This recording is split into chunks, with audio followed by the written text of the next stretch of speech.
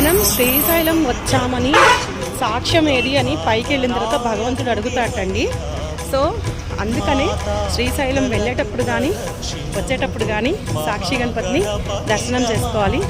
So ఇప్పుడైతే మేము వెళ్ళేటప్పుడు కుదరలేదు, అందుకనే వచ్చేటప్పుడు దర్శనం చేసుకుంటున్నా. కొంచెం ఆయాసంగా ఉంది.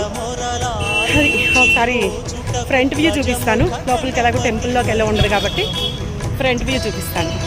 శ్రీశైలం ట్రిప్ అయితే మాత్రం భలే ఎంజాయ్ చేసాము. షార్ట్స్ అన్నీ ఒక్కొక్కటి వస్తాయి.